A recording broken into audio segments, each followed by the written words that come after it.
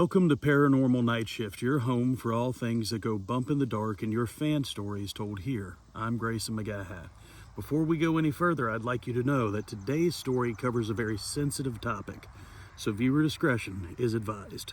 Now, like always, these are fan-submitted stories. We don't claim for them to be real or fake. We're just here for the stories. Warrior writes in, my husband and I had tried to get pregnant for years. We had gone to fertility clinics and treatments. We finally got to the point to where we just thought maybe we won't ever be parents.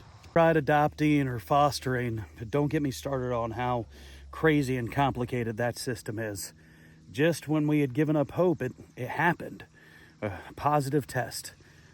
We were going to be parents. That's when everything changed, and according to my husband, that's when I changed. We'd saved up money for so long. We wanted this. We moved out of the city, out of our tiny little apartment, into the house of our dreams. It was a house in a neighborhood we wanted to live in. In fact, we were on a waiting list for this neighborhood. The previous tenants moved out very quickly, and in fact, it was short sale. I know that that's all the horror story red flags, but the neighborhood had only been around for 5 years. It was new property, it was beautiful, and it was everything we wanted. And it had a nursery. We got to work right away, painting the nursery, putting the crib together, everything like that. It was finally happening. We were going to be parents. We were going to start our family. Even though I was only a couple months pregnant, I would spend all day in the nursery. At night, when I couldn't sleep, I would go and sit in the nursery and think of what it was going to be like to be a mother. I'd fall asleep in the rocking chair. I would have these vivid, like fever dreams, just with no fever, that the baby needed me. Something was wrong. I didn't need to leave the nursery. I needed to be there. I would just stay in the nursery. That's when the crying began. I set up baby monitors in the nursery. I would leave them on. No baby yet. But Ryan and I both would hear crying. We would go into the nursery to take care of a baby that wasn't there. One night, Ryan came into the nursery and found me sitting there singing lullabies to a baby that wasn't there. What are you doing? The baby needs me.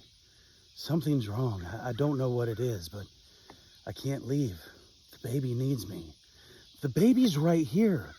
We hadn't had the baby yet. What are you doing? That was the night that Ryan finally had enough.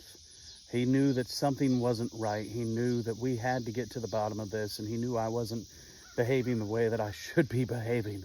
Wasn't acting normal. We went to the doctor, and our baby was fine, but even then, I wasn't acting right. I kept telling the doctor, no, you say that, but something is wrong. I know something is wrong. The baby needs me. Neither of us have ever been one to believe in the paranormal, but Ryan knew something was wrong. He wanted to ask questions to the neighbor. Maybe something happened with the previous tenants. Maybe we'd figure something out. But how do you have that conversation? Hey, I'm your new neighbor. By the way, is this house haunted?